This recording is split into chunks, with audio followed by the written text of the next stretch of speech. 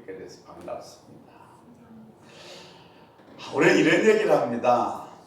하나님의 말씀은 살아있다. 근데 하나님의 말씀이 살아있다는 얘기는 어떤 의미냐면 성령께서 그 말씀을 생각나게 하시고 성령께서 그 말씀이 이루어지게 하시는 말미암아 내가 그 이루어진 말씀을 보고 느낄 때 비로소 말씀은 살아있다 이렇게 이야기할 수 있습니다. 이 말은 다른 말로 바꿔서 말씀이 우리의 평생을 우리의 인생을 이끌어간다는 의미입니다. 또 하나 말씀에 대해서는 하나님의 말씀은 좌우의 날쌘 검 같다고 그랬습니다. 이 말씀은 무슨 말씀이냐면 말씀에는 두 가지 의미가 있습니다. 하나는 위로가 있고 또 하나는 심판이 있습니다. 근데 우리는 하나님 말씀을 들을 때에 이 위로의 말씀, 정말로 축복의 말씀, 회복의 말씀은 정말로 아멘에서 잘 받아들이려고 하는데 나를 책망하거나 꾸지람하는 그 말씀은 고개를 흔들면서 잘 받아들이지 않으려고 합니다. 말씀은 양면입니다. 물론 때로는 나를 위로하지만 때로는 나를 꾸짖고 책망하기도 합니다. 그 꾸짖고 책망하는 말씀을 내가 정말로 하나님에게 주신 말씀으로 받을 때에 성령 하나님의 말씀은 좌우의 날쌘 검 같다는 사실을 알 수가 있죠. 근데 이것은 어느 때 우리가 느끼고 알 수 있고 실감할 수 있는가 하냐면 은혜를 받았을 때입니다. 은혜를 하나님께서 주셔야만이 그 말씀이 살아있고 말씀이 정말로 좌우의 날쌘 검 같아서 나를 살리기도 하고 심판도 하는구나를 느낄 수 있어요. 은혜란 자격 없는 자에게 거저주는 선물이라고 그랬습니다. 그러니까 저와 여러분은 내가 원하면 간구하면 언제든지 우리 주님께서 은혜 주신다는 사실을 잊지 마십시오. 아멘. 은혜를 받고 도전하는 사람은 아름다운 꽃과 같습니다. 꽃이 다 장미일 필요는 없잖아요. 백합도 있고 들국화도 있고 다 똑같아요. 그러니까 하나님의 은혜를 받아서 한 영혼이라도 구하려고 기도하고 애쓰고 몸부림치는 저와 여러분은 아름다운 꽃인 줄로 믿습니다. 그런데 이 아름다운 꽃이 활짝 피고 열매를 맺기 위해서는 이 꽃의 나무는 자양분을 빨아들여야 됩니다. 그 자양분은 어디서 빨아들이는가 하면 뿌리에서 빨아들입니다. 그래서 우리가 신앙생활을 하면서 은혜를 받고 하나님의 놀라운 은혜로 말미암아 그 꽃을 피우기 위해서는 반드시 예배는 드려야 합니다. 아멘. 예배는 꼭 드려야 됩니다. 아멘. 예배는 틀림없이 성공해야 됩니다. 아멘. 오늘도 이 예배에 성공하시기를 주의 이름으로 축원합니다. 아멘. 이 마가복음은 이 땅에 세워진 그리스도의 원형과 그리스도의 교회가 세워질 목적을 잘 설명해 주고 있는 부분입니다. 어쩌면 마가복음은 이 시대에 정말 필요한 복음이 아닌가 생각합니다. 요한이 옥에 갇혔습니다. 근데 요한이 옥에 갇혔을 때 살짝 빗대어서 뭐라고 얘기하냐면 갈릴리에서 예수께서 오셔서 하늘 복음을 전파했다고 그랬습니다. 하나님의 복음을 전파했다. 그렇다면 요한의 체포와 예수님의 등장은 대단히 중요한 관계가 있습니다.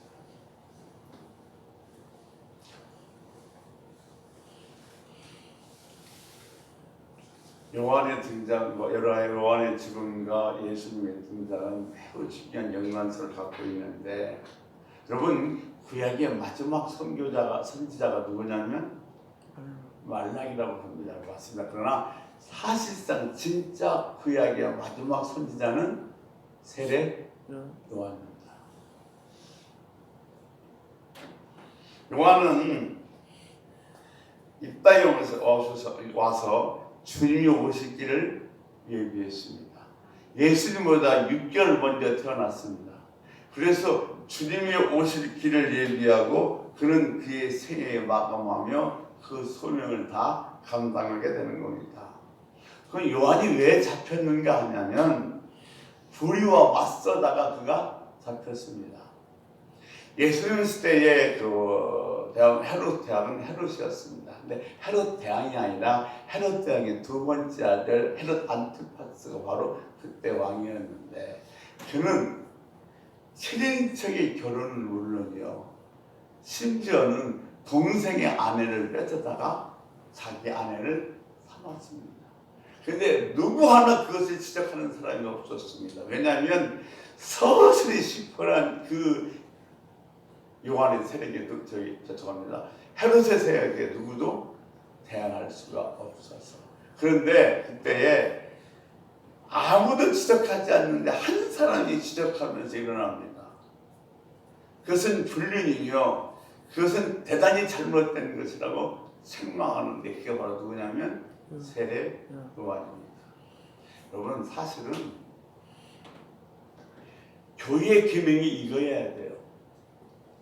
교회의 역할이 그런 거여야 됩니다. 불의를 보면 그건 불의라고 얘기할 수 있어야 돼요.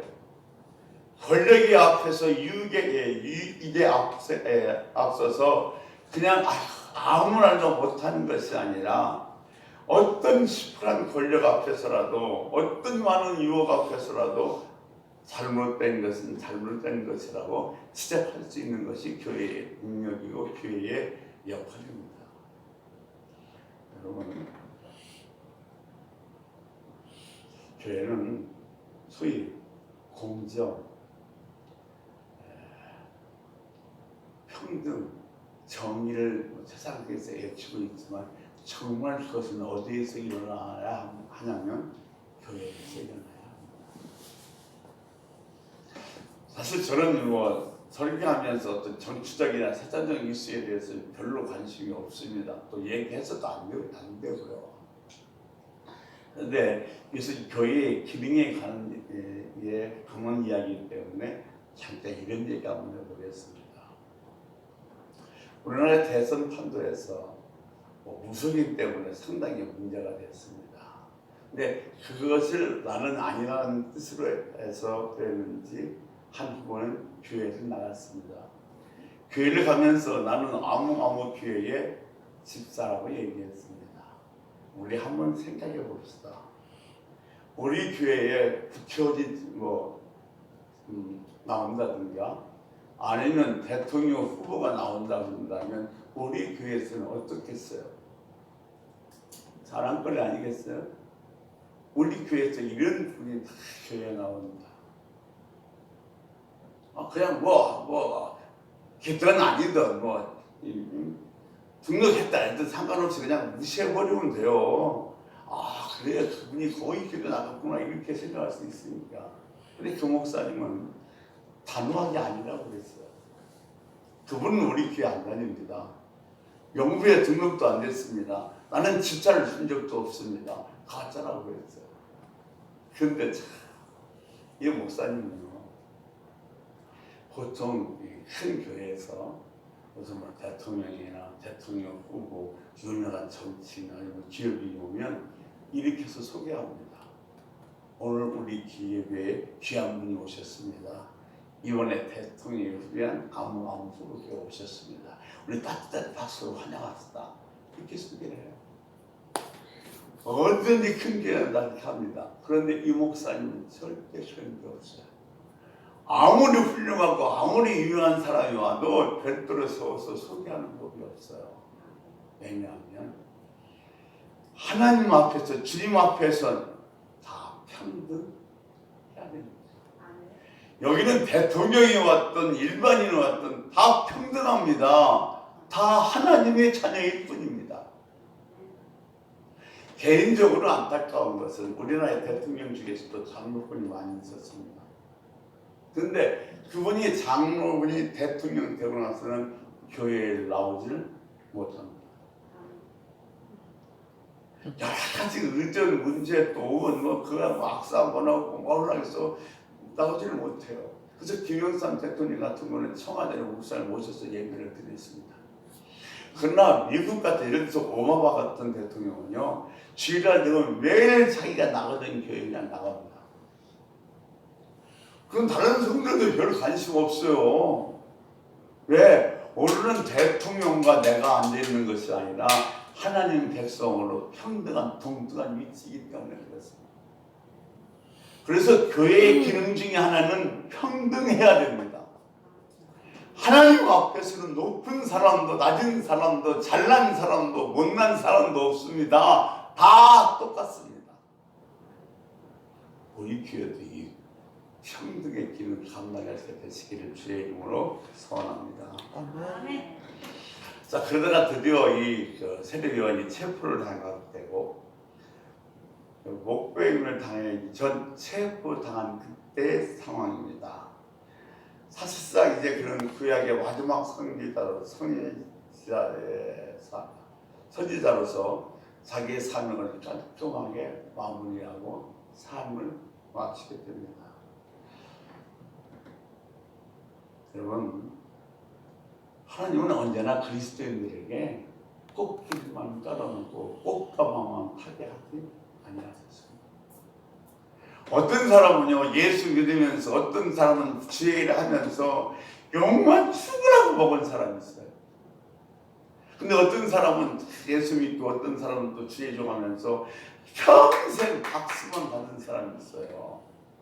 그러면 그 두 사람을 비교했을 때 어느 쪽이 나을까요? 누가 더 나은가, 누가 더 훌륭한가는 비교할 수 없는 일입니다. 다만 예수님이 주권적 시각에서 바라봐야 할 것입니다. 요한은 말 그대로 광야에서 허접한 생활을 하다가 수없는 욕을 먹고 돌팔질을 당하다가 자기 책무 역할을 다하고 심지어 마지막에는 목배인 산수형을 당하게 됩니다. 그가 하나님으로부터 이 땅에 태어나게 됐던 이유고 목적이기도 했습니다. 그는 그렇게 그 역할을 아주 멋지게 잘 마무리하고 삶을 마감합니다. 이것은 매우 중요한 시작입니다. 또 예수 그리스도의 생애에 있어서 아주 중요한 현장이기도 합니다. 왜냐하면 예수님께서 세례 요한에게 세례를 받으시고로 말미암아 드디어 역사 전면에 등장하셨기 때문입니다. 오늘 14절에 보면 이렇게 이야기하고 있습니다. 예수님이 갈릴리에서 오셔서 그랬어요. 갈릴리는 예수님의 평생 사역의 터가 됩니다. 갈릴리는 요즘에 서울로 말하면 달동네입니다. 난지도입니다. 그런데 예수님은 그런 동네에서부터 일부러 그 사역을 시작하셨던 겁니다. 여러분 보세요. 주님께서 부활하셔서 주님의 제자들을 어디서 만날 것을 약속하십니까? 내가 먼저 갈릴리로 가라. 갈릴리에서 만날 것을 약속하십니다. 주님이 부활하신 후 40일 사역을 하는데 그 첫 번째 사역이 어디서 이루어지냐? 갈릴리입니다. 그만큼 갈릴리는 예수님의 사역의 무대였고 현장이었습니다. 그런데 지금 여기 보면 예수님이 갈릴리에 오셔서 복음을 전파하더라 그러면 못 알아들었을까요? 14절에서 말하면 예수님이 갈릴리에서 하나님 복음을 전파하더라 그랬습니다. 꼭 그냥 복음이 아니라 하나님 복음이라고 이야기해야만이 알아듣는다 하는 거죠. 왜 요한은 여기에다가 그냥 복음이 아니라 하나님 복음이라고 이야기를 했을까? 사실 오늘 우리가 읽은 본문 14절에서 20절 말씀에서는 세 단어만 우리가 이해하면 그 본문 이해는 끝납니다. 하늘 보고 하나님 보고 나를 따르라 버려라 이 세 가지 단어만 이해하게 되면 오늘 본문은 다 이해할 수가 있는 것입니다. 제가 우리가 마가복음 1장 1절 말씀드릴 때 그런 말씀 드렸습니다. 예수 그리스도의 복음이라. 그냥 복음이라고 하지 않고 예수 그리스도의 복음이라. 여기서도 역시 하나님 복음이라고 얘기했습니다. 여기에는 의도가 있습니다. 여러분, 우리가 성경을 읽을 때 가장 밑바닥에 깔고 있어야 될 것이 있는데 그것이 무언가 하면 하나님의 마음을 아는 거예요. 하나님이 왜 여기다가 이것을 썼을까? 왜 여기에도 하나님은 그 단어, 그 문장을 써놓으셨을까? 이 하나님의 마음을 우리가 이해하고 알면서 말씀을 읽어야지, 그냥 하나님 그 마음은 이해하지 못한 채 그냥 말씀만 계속 읽게 되면 마치 수박 하는 거와 똑같습니다.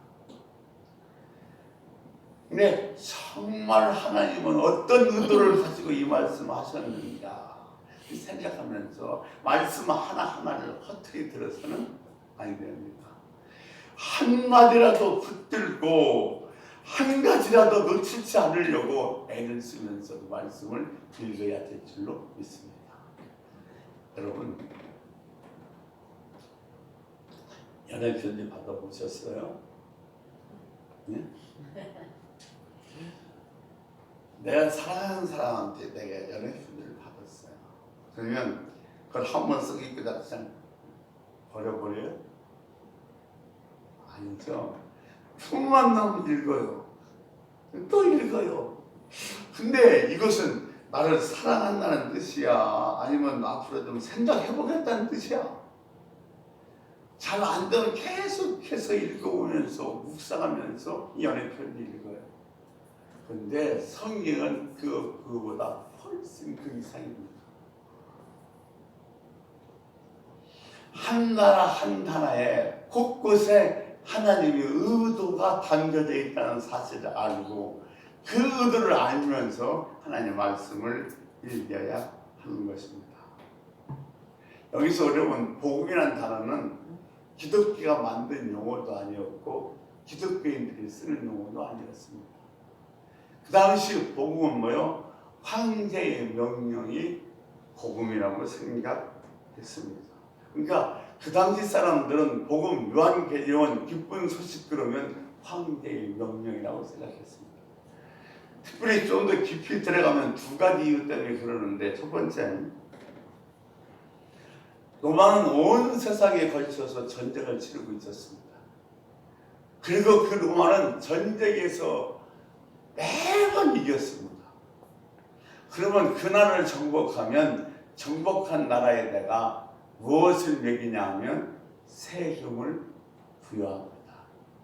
그런데 그 세금은 황제의 명령으로부터 시작됩니다. 로마 황제가 지금 정복된 나라에 세금을 부여했다? 이것은 로마 시민들에게는 복음, 좋은 소식이에요. 왜? 그만큼 수익이 늘어나니까. 그래서 그들은 이 황제의 그 명령을 복음이라고 생각했습니다. 또 하나 이유는, 이 복음이라는 이유는 언제 사용했냐면, 싸움하기 위해서 군대를 파병하고 이 황제의 그 소식을 전하기 위해서 길을 찾아갔습니다. 그러면 그 당시 로마의 이 기술을 닦는 그 기능은 대단했습니다. 2000년 전에 만들었던 그 도로를 지금도 사용하고 2000년 전에 만들었던 하수도를 지금도 사용하고 있으니 그들의 기술이 얼마나 정말 대단한지를 알 수 있습니다. 그러니까 황제의 명령이 내달리는 그 끝에는 반드시 로마 제국이 세워졌습니다. 그러니까 황제의 명령이 내닿는 그 끝에는 로마의 제국, 즉 로마의 영토가 넓어졌으니 그 황제의 명령은 뭐예요? 좋은 소식, 복음이라고 그 당시 사람들은 생각했습니다. 그러니까 황제의 명령은 온 천하에 평화를 갖다 준다고 생각했습니다. 그런데 이것은 인간이 만들어낸 힘이고 인간이 만들어낸 복음이고 인간이 만들어낸 평화입니다. 노마의 황제의 명령에 의해서 만들어진 평화 복음은 반법자입니다. 온 인류가 온 만민이 다 공감할 수 있는 그런 평화, 그런 복음이 아니었던 겁니다. 그것은 철저하게 노마 중심적이었습니다. 그러니까 노마 황제의 명령을 그 당시 노마 사람들은 복음이라고 생각했다는 겁니다. 그러니까 이 노마 황제가 얘기하는 복음과는 전혀 다르다. 그것을 구별하기 위해서 마가는 지금 마가복음 1장 1절에 오는 14절에 예수 그리스도의 복음, 하나님 복음이라고 구별해서 사용했던 겁니다. 사실 지금 오늘날 우리도 마찬가지입니다. 반쪽짜리 복음을 가지고 얼마나 우리들이 길을 어둡게 하고 엉뚱한 길로 우리들이 일할지 모릅니다. 여러분,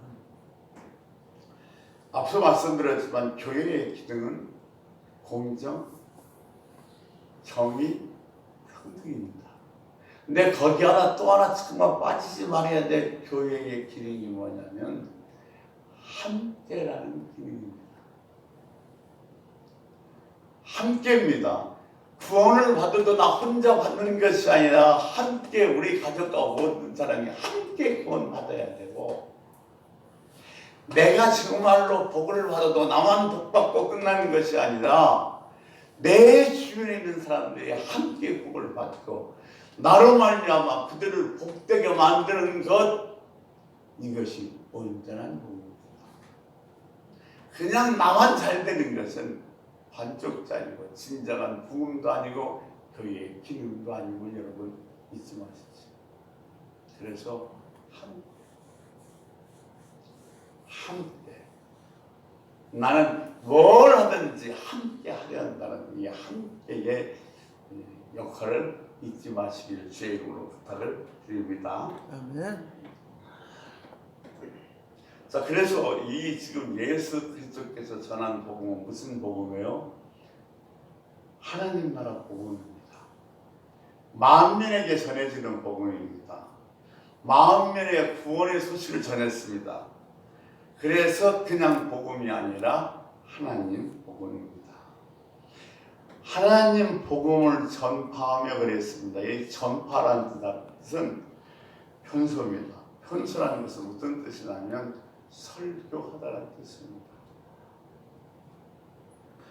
이 말씀은 하나님 나라에 대해서 가르치고 설교하기 시작했단 말입니다. 그러면 예수님께서 가르치고 예수님이 설교했던 주된 내용은 뭐냐면 하나님 나라에 대한 것이었습니다.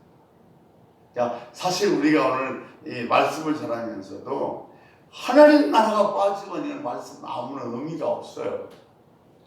아무리 화려하고 아무리 멋있는 단어를 써도 아무리 그냥 괜찮게 얘기했다 할지라도 말씀을 전하는 데 있어서 하나님 나라가 빠져버리면 그것은 진정한 설교라고 할 수가 없습니다. 모든 설교는 하나님 나라에 대한 관한 설교여야 됩니다. 세상에는요, 목사님보다 훌륭하고 똑똑하고 전문가들이 훨씬 더 많습니다. 세상 것들은 좀 더 알고 더 연구하는 건 그들이 해야 돼요. 그들이 하는 얘기고, 목사는 다만 하나님 말씀을 전하고 가르칠 때에 오직 그 주제는 하나님 나라야만 된다는 겁니다. 우리 성도들도 마찬가지예요. 우리들이 그 말의 주제는 늘 뭐가 주제가 되어야 되냐면 하나님 나라가 주제가 되어야 되는 것입니다. 어느 날 어쩌다가 이 교회가 세상 것을 베껴다 쓰기 시작했습니다. 무슨 프로그램, 뭐든 뭐 이런 거 다 세상 것 그대로 다 베껴다가 교회에서 사용합니다. 그러니까 교회가 대단히 고상한 것 같고 수준이 높은 것 같고 많은 사람들이 모여서 야 괜찮은 것 같지만 아니에요. 사실 교회에 많은 사람들이 오는 이유는 세상에서 듣지 못한 이야기를 들으러 오는 거예요. 하나님 나라에 대한 이야기, 하나님에 대한 이야기, 예수에 대한 이야기를 들으려고 오는 것이지 그 세상 그 어떤 소식을 들으려고 전문적인 지식을 들으려고 오는 것은 아닙니다. 그래서 우리들의 가르침, 우리들의 말씀 속에서는 절대로 하나님 나라가 빠져서는 안 되는 줄로 믿습니다.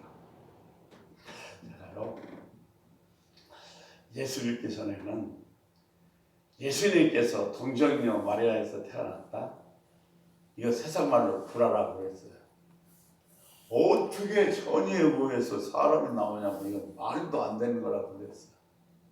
근데 누가 왜 그랬는지 저한테 설명해 준 것도 아니고 내가 그들이 그 설명을 듣고 설득당한 것도 아닌데 어느 날 나도 모르게 예수님이 동정녀 탄생하셨고 나를 위해서 십자가에서 죽으셨다는 사실이 믿어지기 시작하니까 가슴이 뭐요? 뭉클하더라고요. 그래서 저는 확신합니다. 설득 갖고는 절대로 예수님 못 믿어요. 인간은 설득할 수도 없고 설득당하지도 않습니다. 오직 인간이 설득할 수 있는 것은 십자가뿐입니다. 성령께서 역사하시면 믿지 말라 해도 저절로 믿어야 되는 거예요. 여러분 여기 5만 원짜리 지폐 하나 있습니다. 이게 5만 원짜리 지폐인 줄로 믿죠? 5만 원짜리 지폐인 줄 맞죠? 그래요? 그걸 척 보면 그게 뭐요? 5만 원짜리인 줄 아는 거예요. 그러니까 누가 설득하고 누가 가르쳐주고 누가 가르쳐준 게 아니라 성령이 감동하면 저절로 믿어지는 겁니다. 때가 참에 그랬어요. 때가 찼다는 얘기는 하나님이 계획한 어떤 결정적인 시간이 되었다는 겁니다. 때가 찼고 이 의미는 뭐냐면 그 당시 그들은 경제적으로 대단히 가난했습니다. 정치적으로는 기댈 것이 없었습니다. 종교적으로는 절망적이었습니다. 그래서 그는 잔탕식 하면서 시름 아래 있었습니다. 그래서 그렇기 때문에 그들의 마음속에는 예수 빨리 안 오나? 대망 사상이 있었습니다. 예수 대망 사상이 절정에 달했을 때 그때가 바로 뭐예요? 때가 찬 겁니다. 왜? 그분만이 오셔서 우리들의 이 어려움을 우리들의 이 모든 문제를 해결해 줄 수 있다고 믿고 그런 소망을 가졌기 때문입니다. 때문에 바로 그때가 찼다는 거예요. 세상 사람들은 말하지 않는 하나님 나라. 그 나라가 시작된 때가 찼으므로 예수님께서 갈릴리에 오셔서 하늘 복음을 전파하기 시작하신 것입니다. 우리가 1장 15절 보겠습니다. 이렇게 기록되어 있습니다. 15절 우리 같이 읽습니다. 이르시되 때가 찼고 하나님 나라가 가까이 왔으니 회개하고 복음을 믿으라 하시더라. 때가 찼고 이 카이로스라는 말은 물리적으로 흘러가는 시간이 아닙니다. 오늘은 2월달 두 번째 주일, 이런 물리적인 시간이 아니라 하나님이 계획한 어떤 계획의 결정적인 순간이 된 것을 카이로스 이 단어를 사용합니다. 그럼 제가 이게 때가 참에 얘기할 때마다 이 갈라디아서 4장 4절 말씀을 좀 많이 드렸습니다만 이 갈라디아서 4장 4절에 보면 때가 참에 무엇인가를 가장 잘 설명해 주고 있습니다. 같이 읽습니다. 때가 참에 하나님이 그 아들을 보내사 여자에게서 나게 하시고 율법 아래에 나게 하신 것은 자, 하나님이 독생자 예수 그리스도를 여자에게 태어나게 하셨어요. 지금 하나님께서 예수를 여자의 몸에서 태어나게 하신 이유가 뭐냐는 거예요. 때가 찼다는 거예요. 이젠 그들이 갈망하던 예수 그리스도가 올 때가 됐기에 하나님께서 여자의 몸을 통해서 예수 그리스도가 이 땅에 오게 하셨다는 겁니다. 자, 15절에 때가 찼고의 이 시제를 보면 하나님 나라가 가까이 왔으니 사실 이 시제를 보면 과거 완료입니다. 옛날에 일어난 일이니까. 그런데 이거 과거 완료로만 끝나지 않고 미완료로 또 쓰입니다. 그것도 왜 그러냐면 이런 의미가 있습니다. 자, 내가 예수 그리스도를 믿었습니다. 그러면 나에게는 이미 하나님 나라가 왔습니다. 과거입니다. 그런데 아직도 예수 그리스도를 영접하지 않은 그 사람에게는 하나님 나라가 뭐예요? 미완료로 진행되고 있기 때문에 여기 때가 차고 하나님 나라가 가까이 와서는 현재 과거 완료과 미래 시제로 같이 사용하고 있는 것입니다. 하나님 나라가 가까이 왔으니 회개하고 복음을 믿어라. 여러분, 오늘날 우리가 사는 이 시대는 복음이 너무도 물렁해져 버렸습니다. 나이롱이 됐어요. 나이롱 아세요? 저희 초등학교 때만 해도 나이롱 신발을 신었습니다. 근데 이 나이롱은 흠집이 조금만 나오면 바로 구멍이 납니다. 그리고 잡아내리면 쭉쭉 잡아내는데 늘어납니다. 마치 엿가락 늘어나듯이. 그러니까 이 엿가락 늘어나듯이 자기 마음대로 자기 기분이 내키는 대로 신앙생활하는 사람을 소위 뭐라고 얘기하냐? 나이롱 환자라고 얘기합니다. 오늘날 회개하고 복음을 믿어라 그랬는데 회개 복음은 사라져버렸고 축복의 복음만 남았습니다. 여러분, 회개하십시오. 이거 자꾸 얘기하면요, 뭐 교회가 여기뿐이야. 그래서 뭐만 선포하냐면 사랑하는 자여 내 영혼이 잘된 같이 범사가 잘되고 간전하기를 원하노라. 이 축복만 선포하면 다 좋다고 그래요. 그런데 예수님이 시작했었던 첫 번째 복음의 핵심은 뭐였냐면 회개 복음이었어요.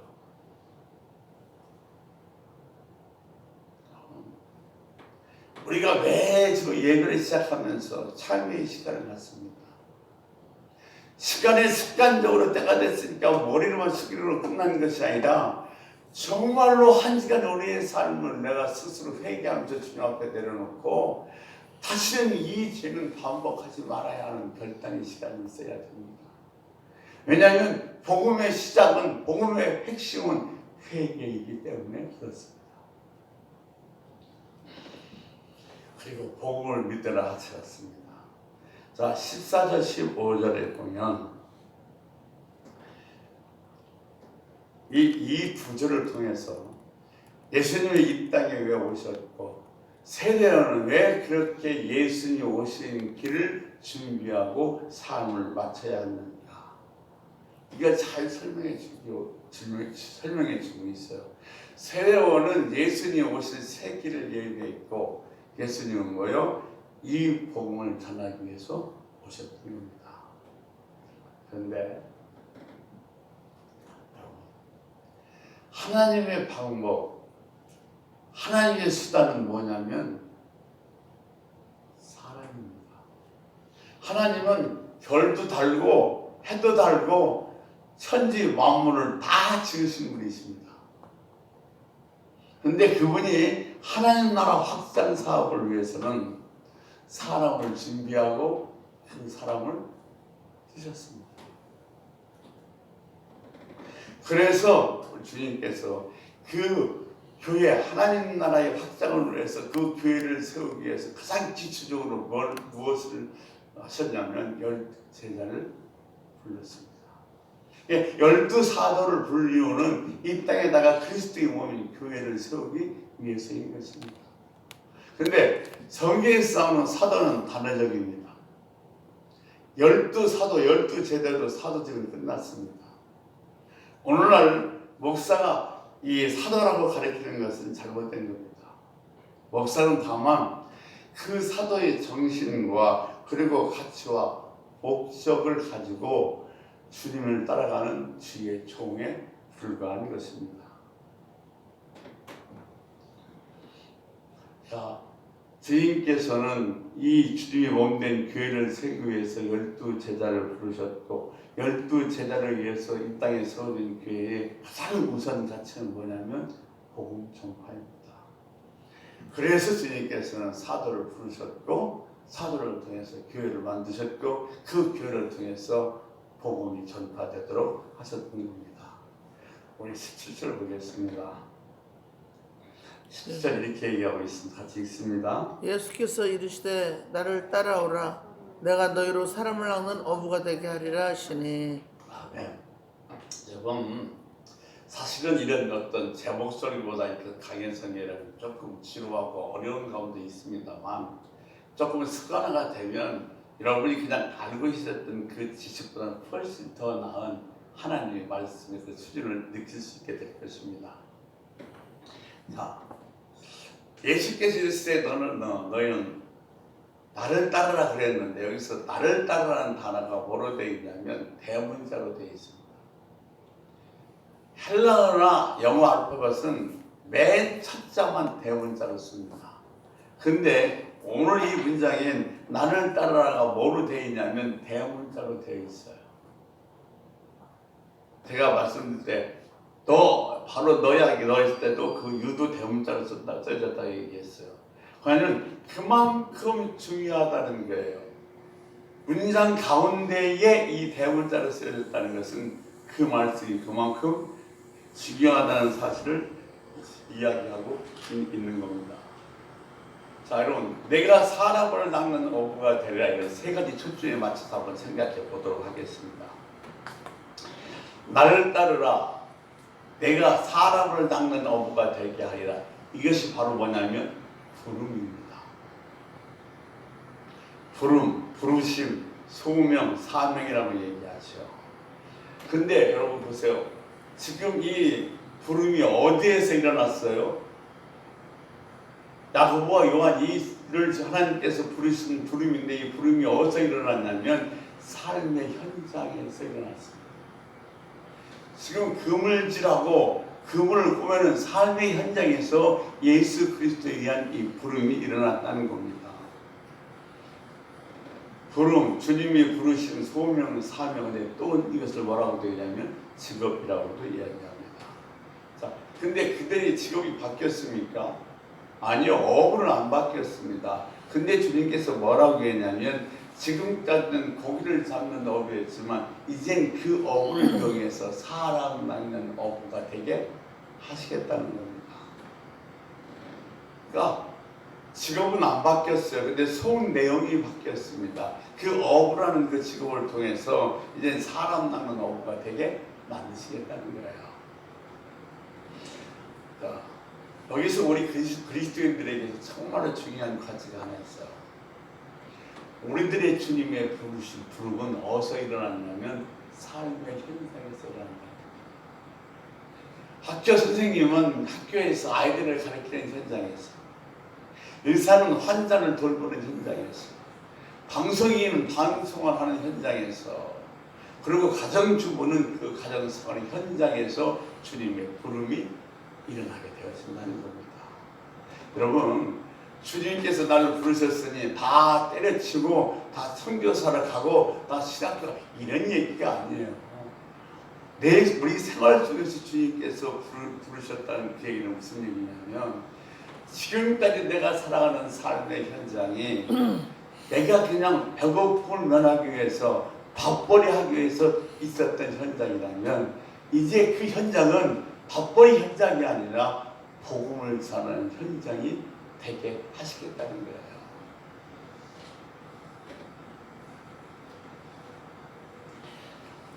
직업과 현장은 바꾸지 않았지만은 그 부름으로 말미암아 요한과 요한과 야고보는 하나님 일꾼이 된 것입니다. 주님의 부름은 우리들이 삶의 현장에서 부르심이 일어난다는 사실을 잊지 마십시오. 자, 이렇게 복음을 받는 자에게 어떤 현상이 일어나는가? 18절입니다. 이렇게 얘기하는 가시 있습니다. 곧 그물을 버려두고 따르니라. 아멘.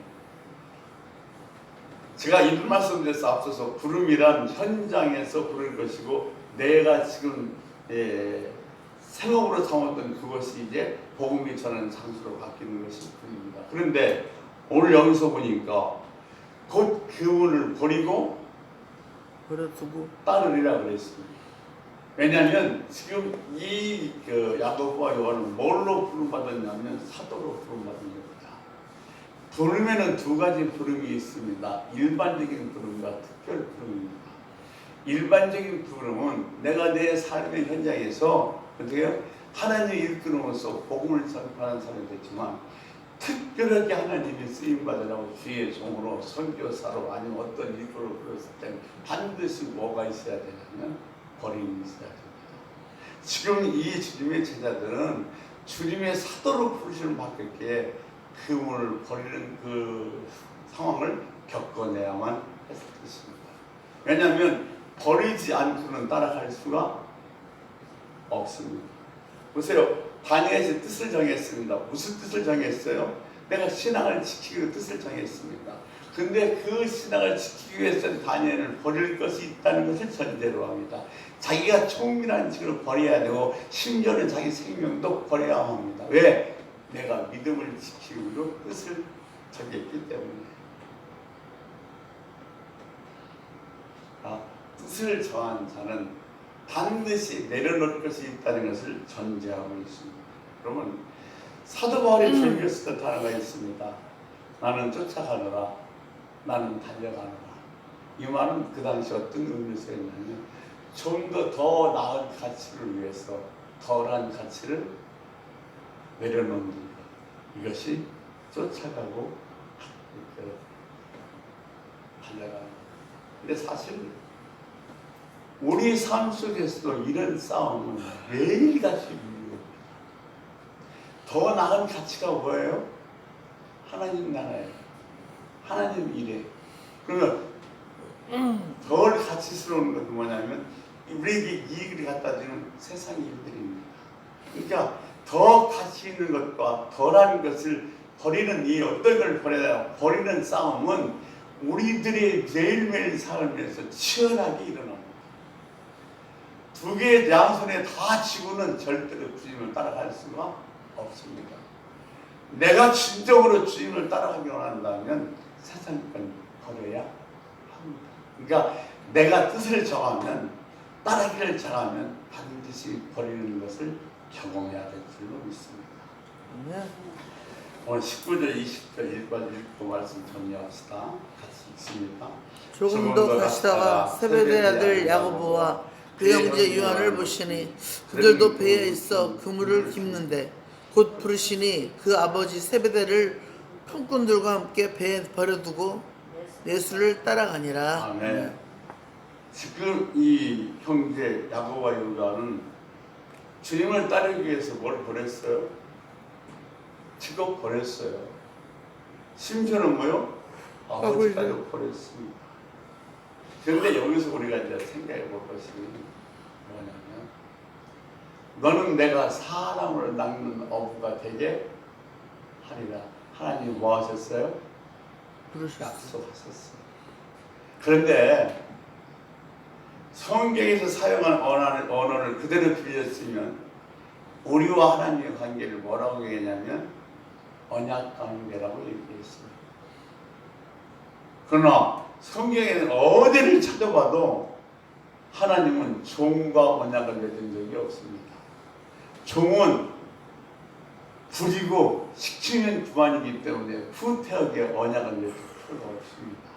하나님은 하나님의 백성, 하나님의 자녀와 언약 관계를 맺으셨습니다. 그런데 여기서 언약을 맺었다는 것은 베르트인데 베르트는 일반적인 언약입니다. 왜냐하면 우리는 그 언약을 감당할 거요 힘이, 능력, 자격도 없습니다. 그래서 하나님이 우리에게 와서 일방적으로 베르트 언약을 하신 것입니다. 자, 왜냐하면 이 언약은 깨질 수밖에 없어요. 우리는 그런 자격이 없으니까. 그럼에도 불구하고 하나님께서는 왜 찾아오셔서 우리들과 이런 일반적인 언약을 맺으셨는가? 그리고 하나님께서 우리에게 뭐라고 불러주시냐면 언약 백성이라고 불러주십니다. 하나님이 우리를 부르시고 소명을 주시고 일을 시키되 종처럼 무격다짐으로 시키진 않으신다는 겁니다. 사실 우리는 하나님과 대등할 수 없습니다. 언약이라는 것은, 계약이라는 것은 대등한 관계에서 이루어져야 됩니다. 근데 우리는 하나님과 대등한 관계가 될 수가 없습니다.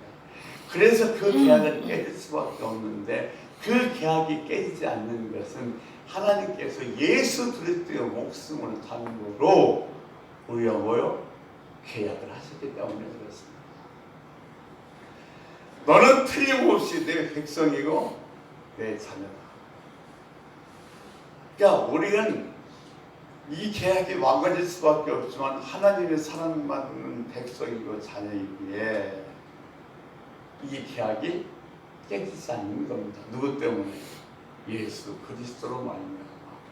예수 그리스도의 목숨을 담보로 하나님께서 우리와 사랑의 언약의 계약을 맺으시게 됩니다.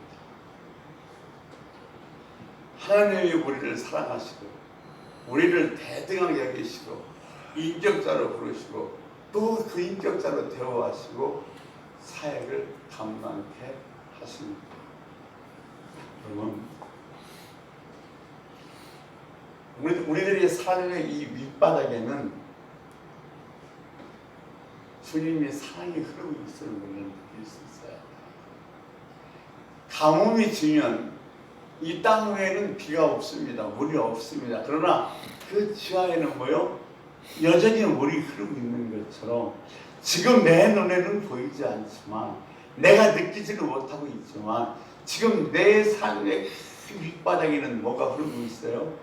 주님의 사랑이 흐르고 있습니다. 그래서 우리가 예배를 하든 찬양을 하든 다 어디에서 시작해야 되냐면 주님을 사랑하는 마음에서 시작해야 될 줄로 믿습니다. 아멘. 여러분, 한 주간 주님께서 우리들을 자녀로 삼으시고 동등한 대등한 자격으로 계약을 맺으셨습니다. 온전히 주님만 따르겠다. 주님을 따라가는 그런 삶을 살겠다 결심하시면서 순종하는 삶을 살 수 있게 되시기를 주의 이름으로 축원합니다. 아멘. 여러분, 이런 말씀, 이런 찬양하시잖아요. 주님 뜻대로 살기로 했네. 주님 뜻대로 살기로 했네. 뒤돌아보고 살기로 했네. 뒤돌아보지 않겠네. 이 세상 사람 날 몰라줘도 이 세상 사람 날 몰라줘도 이 세상 사람 날 몰라줘도 뒤돌아서지 않겠네. 세상 오직 주님만 바라보고 한 주간도 승리합시다. 기도하겠습니다. 하나님,